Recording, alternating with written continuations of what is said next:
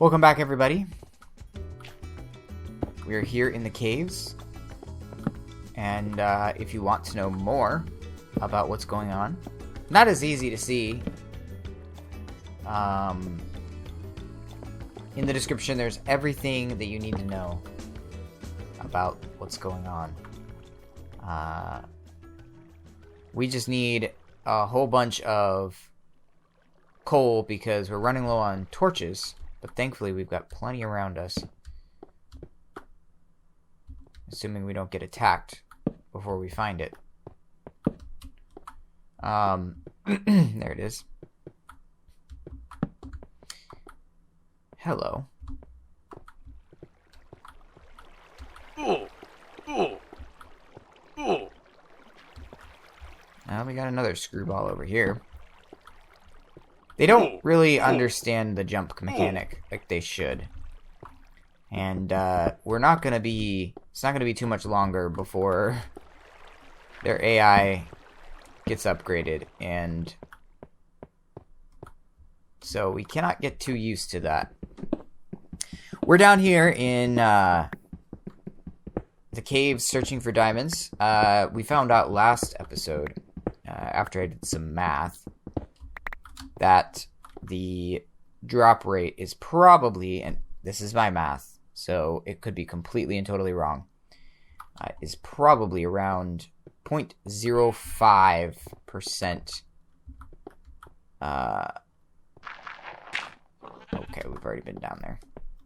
0.05% chance of getting diamonds on a block. So, I think that means we need to search like 1,000 blocks in order to make sure that we... They really are stupid. We need to search about 1,000 blocks in order to make sure that we get diamonds. Now, obviously... That is... Uh-oh.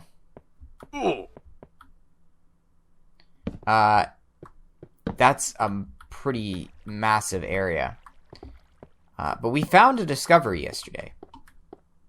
And that was that diamonds definitely seem to spawn... Oh boy. No. We found that diamonds definitely seem to spawn around level 16. So a little bit of confirmation bias because we only have a sample size of 2. But I'm hoping that in this episode we'll be able to get some more confirmation on that. There's a lot that we need to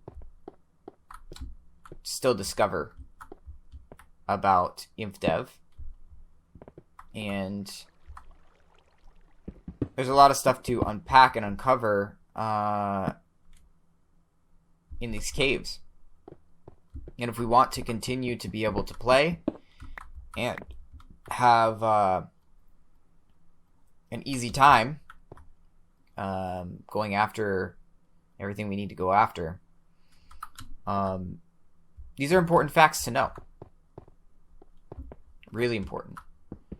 So I have been really trying to focus on getting this information down and trying to figure out what is a good area to really hone in and find diamonds. And it seems to be 16. It seems to be. So we're gonna hopefully find diamonds again in this episode. And we're going to take those diamonds and go back down and see if we can't find where they're located at. What Y level they're located at. One thing I do know is that I'm hearing a lot of walking around. One thing I do know is that we have a good amount of food, and I'm getting better at fighting these guys. So, I'm hopeful that I will be able to get more information. And is that guy just... Ah, okay. I see him. So there's one over that way, and then there's one this way.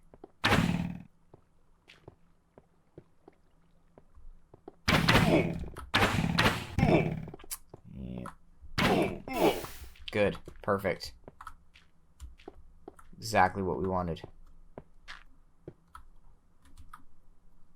We definitely have a lot of cave to be looking at here. So, I think we're good to go on caving, and food seems to be good. We seem to have a pretty decent handle on our armor. As the armor goes down, we might want to rebuild some armor. I'm finding that iron armor actually is pretty decent to helping us out. But overall, I think, based on what I'm seeing here, for the most part, getting diamonds in this version is relatively useless for actual functional processes.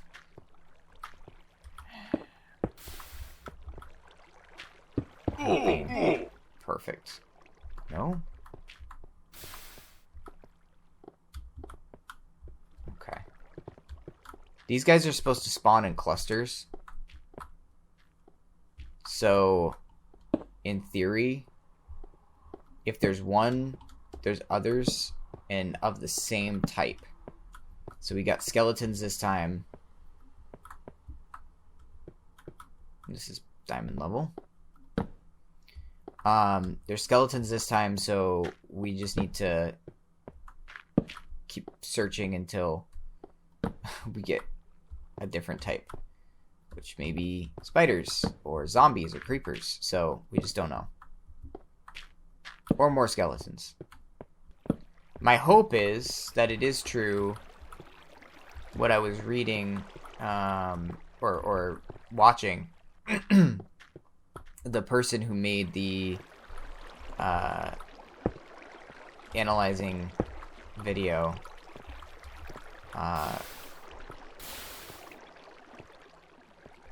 had mentioned that diamonds seem to show up in larger clusters in Infdev. No. Eat. That is what I've been afraid of. Alright, we gotta keep an eye. Or we could have found water, but it's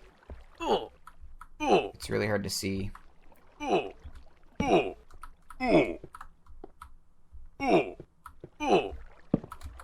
Okay. Yo, our armor is basically gone. Oh, no.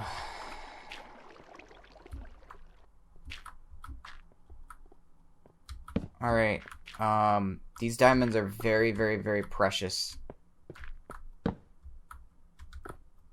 So, I'm thinking we're gonna head up. And I think I'm gonna grab obsidian down here. But then we're gonna head up. Because this ain't working. Is this an isolated patch? No. That's gonna be the other problem. To get obsidian, you need like you need to make sure it's not gonna get destroyed. Alright, so that'll work right there.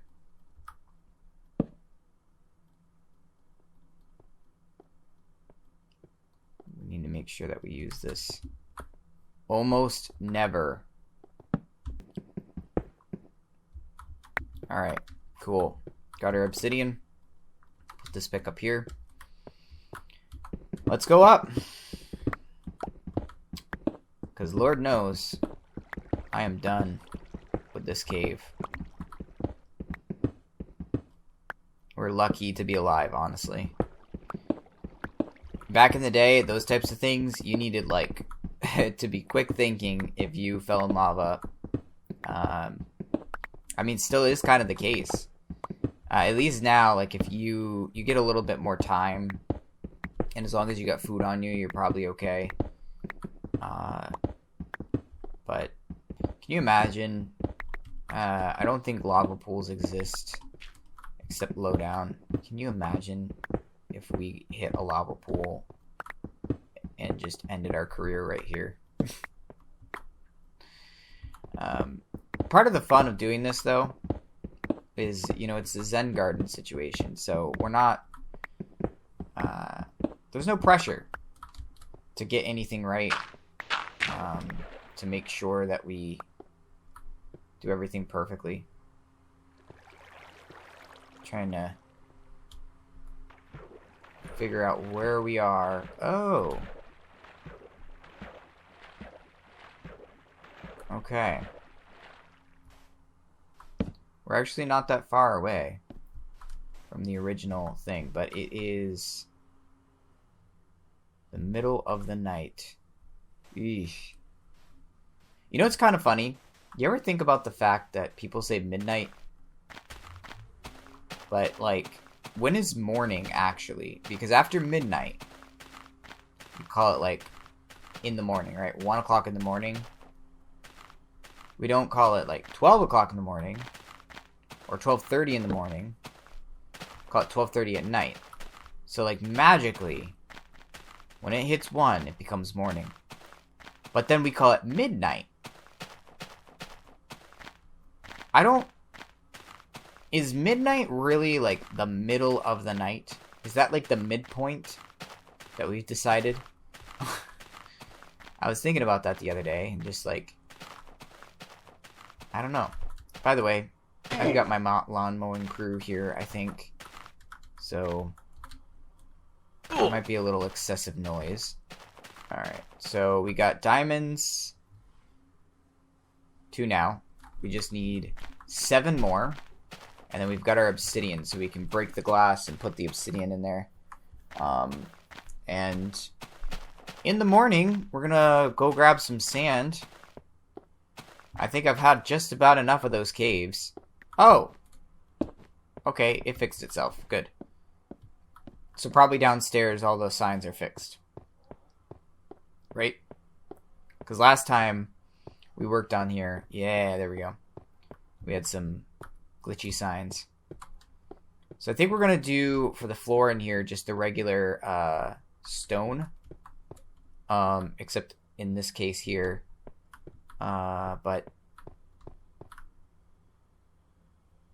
I think we had talked last time about how we were going to punch out a spot in this wall and put the cobblestone and wood staircases over there.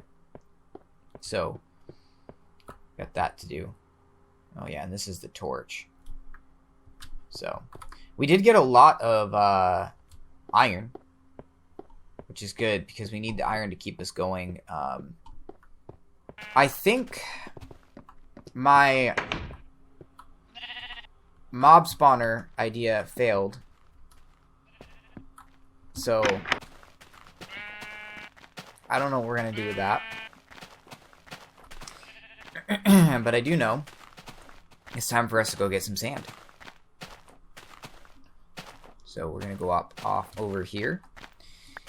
I want to thank all of you guys that have come over. I know this is real late in the game, but all of you guys that have come over from my Rusty Games channel.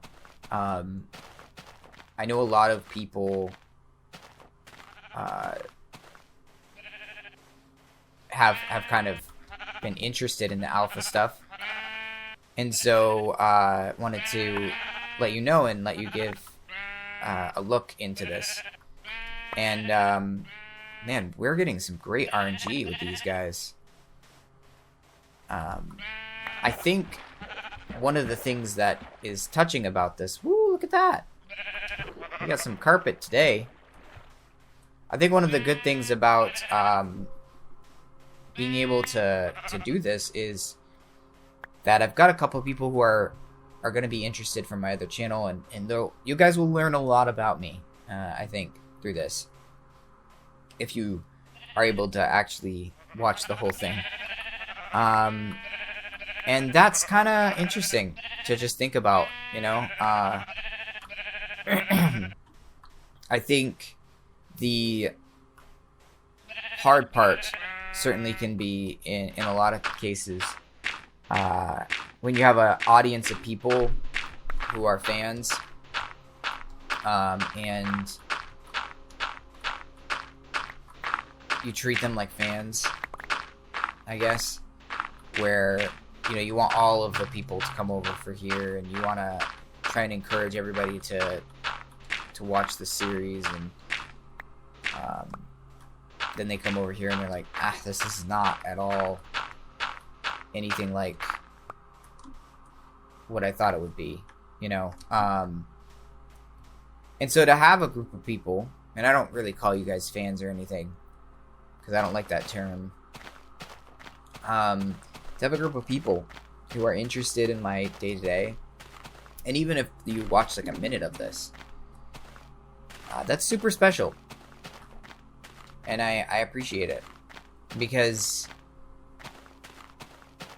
you know, this is just a passion project for me, but the more people that watch this thing, I think I'm more and more hoping that people get encouraged to do something similar like this for themselves.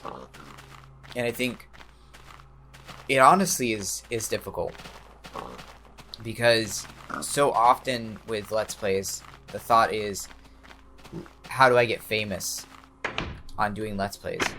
And it's not, how do I enjoy myself in a Let's Play? Or how do I do the best that I can on this build? And even for myself, there's a little bit of that. So I'm not picking on anybody by any means.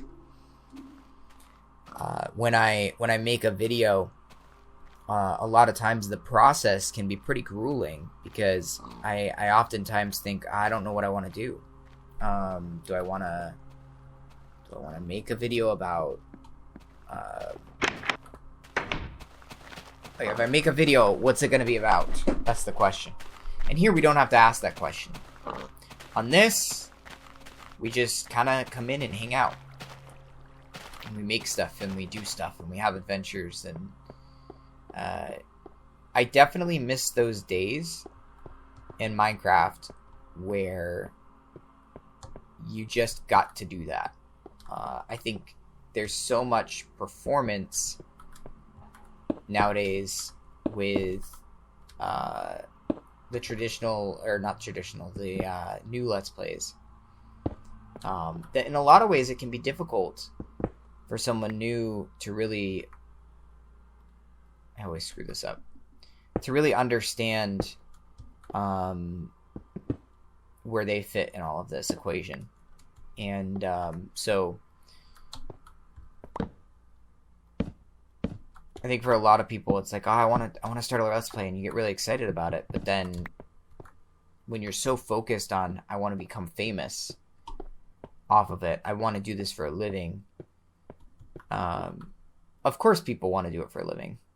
You know, it's not something that's like not obvious. Like, yeah, it would be great if we could all just play video games all day long.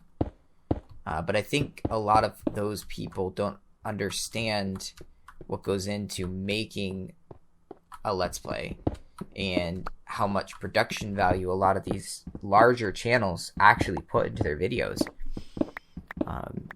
One of the things that was surprising to me, and I was like, wow, you know, that makes a lot of sense, is when I found out that a lot of these larger YouTubers, even though they make it out to seem like they built it, they have a huge team And that team is the one who built it. And designed it, I mean.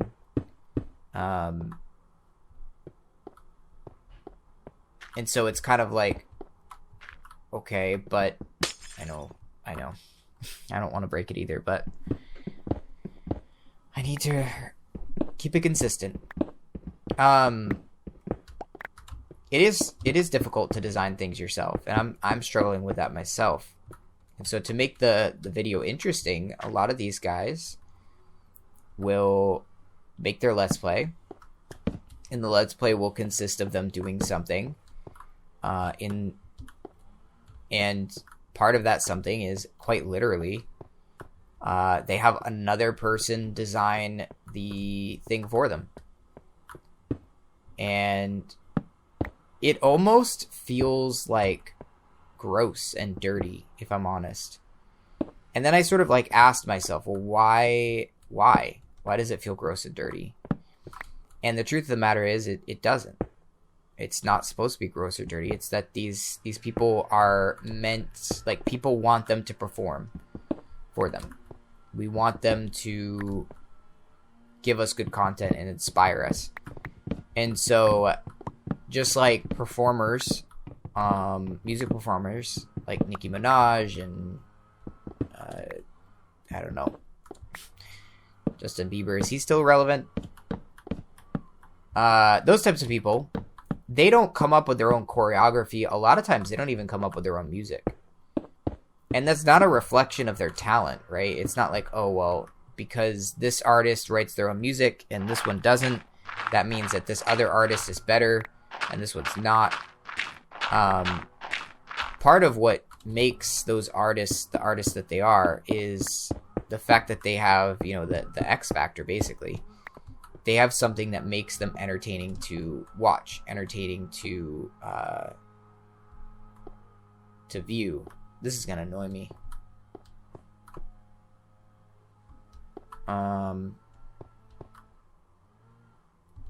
If we move this over by 1, then the hallway is gonna be off. I think I need to move this in by 1 here and move everything over by 1. That, I think, is the answer. So it's not surprising that if you're someone who is just starting out on YouTube, you're going to say to yourself, how in the world do these people build the way they do? How in the world do they get the time to do what they do? They don't. You have somebody help you build it. You go into Lightmatica. You put together the build. And then you have, you know, that... Okay, I guess we're making another door.